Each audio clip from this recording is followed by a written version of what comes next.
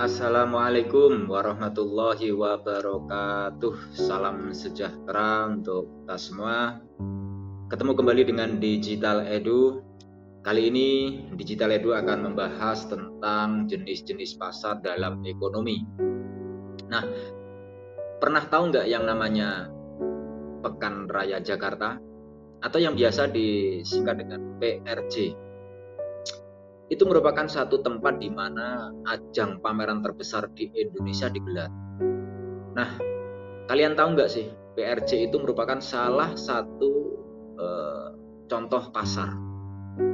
Ya, karena kalau mendengar kata pasar, mungkin yang ada di dalam pikiran kita adalah tempat kotor, terus becek, lengkap dengan penjual ikan dan berbagai kebutuhan pokok yang lain. Tapi ternyata pasar nggak cuma identik dengan hal-hal seperti itu ya. Masih banyak jenis pasar lainnya selain pasar tradisional. Salah satunya yaitu tadi PRJ. Nah, selain PRJ, contoh pasar lainnya yaitu pasar malam yang identik dengan berbagai wahana permainan seperti korosel atau komedi putar, biang lala dan lain sebagainya. Selain wahana permainan, di pasar malam juga banyak dijual berbagai makanan dan juga minuman seperti permen, kapas, berwarna-warni dan banyak macam lah.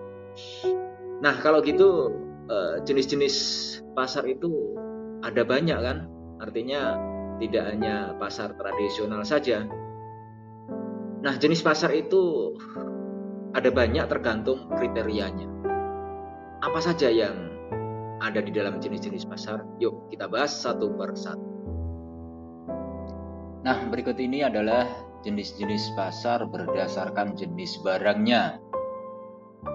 Pasar dibedakan menjadi dua jenis, yaitu pasar homogen dan pasar heterogen. Pasar homogen merupakan pasar yang menjual satu jenis barang saja. Contohnya yaitu pasar burung, pasar ake, atau mungkin pasar-pasar yang lain. Sedangkan pasar heterogen adalah pasar heterogen ini merupakan pasar yang menjual berbagai jenis barang. Contohnya yaitu swalaya. Nah, selanjutnya adalah jenis-jenis pasar berdasarkan waktu pelaksanaannya. Berdasarkan waktu pelaksanaannya, pasar ini dibedakan menjadi 4 jenis, yaitu pasar harian, pasar mingguan, pasar bulanan, dan juga pasar tahunan. Nah, yang pertama adalah pasar harian. Seperti namanya, pasar harian berlangsung setiap hari. Berhubung pasar ini tersedia setiap hari, barang-barang yang dijual adalah kebutuhan pokok manusia yang biasa dikonsumsi setiap hari juga, seperti sembako, alat mandi, dan lain sebagainya. Mungkin kita nggak akan menemukan barang-barang aneh seperti shockbreaker, motor ninja di sini ya. Contoh dari pasar harian yaitu pasar tradisional. Selanjutnya adalah pasar mingguan. Kalau yang ini mungkin sudah bisa kita tebak kan, pasar ini adalah jenis pasar yang buka setiap 1 minggu sekali. Jenis pasar seperti ini dapat kita jumpai di beberapa kota atau daerah tertentu. Seperti pasar Jumat dan pasar Minggu. Lain halnya di daerah Lamongan ya. Di sini terdapat pasar mingguan bernama Pasar Wage, Pasar Kliwon, Pasar Legi, Pasar Pon, dan Pasar Paing. Kemudian yang ketiga adalah pasar bulanan. Ini merupakan pasar yang berlangsung setiap bulan. Biasanya barang-barang yang diperjualbelikan di pasar bulanan adalah barang-barang khusus dan tersedia dalam jumlah banyak. Pasar ini biasanya terjadi karena momen-momen tertentu yang muncul setiap bulan. Contohnya adalah pasar-pasar yang muncul di depan kantor pos ketika tiba masa pembayaran pensiun. Selain itu ada juga pasar di depan pabrik yang ada saat masa karyawan baru menerima gajian. Sedangkan yang keempat adalah pasar tahunan. Nah, kalau yang ini tentunya adalah pasar yang terjadi setiap setahun sekali. Pasar tahunan biasanya berlangsung di kota-kota besar di seluruh dunia ya.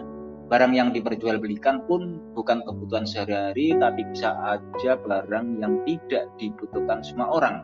Misalnya mesin fotokopi, pameran mobil, alat-alat percetakan, dan lain sebagainya. Sudah mulai terbayang belum seperti apa contoh pasar ini? Yuk, PRJ ya, yang tadi saya sebut di awal salah satunya. Sekarang ini adalah jenis-jenis pasar berdasarkan luas dan ruang lingkupnya. Pasar ini dibedakan menjadi 4 jenis, yaitu pasar setempat, pasar daerah, pasar nasional, dan pasar internasional. Nah, sekarang kita bahas yang pertama dulu, yaitu pasar setempat. Jenis pasar ini berada di suatu wilayah tertentu dan pedagang atau pembeli di pasar ini merupakan warga di wilayah tersebut. Jadi pasar ini kebanyakan dikunjungi oleh masyarakat di wilayah tersebut saja. Barang yang diperjualbelikan tentunya yang masih berhubungan dengan kebutuhan pokok. Contoh pasar setempat yaitu ada pasar Nimbang, pasar Samben, pasar Melulu, pasar Babat, dan semuanya itu berada di wilayah Kabupaten Lamongan. Yang ini merupakan pasar daerah. Pasar ini sebenarnya mirip dengan pasar setempat, ya, tapi ruang lingkupnya sedikit lebih besar. Pasar ini cenderung melingkupi wilayah kabupaten atau kota dan juga provinsi. Biasanya ukurannya besar dan menjadi ikon dari daerah tersebut. Contohnya yaitu pasar Sukoharjo yang ada di Lamongan, ya.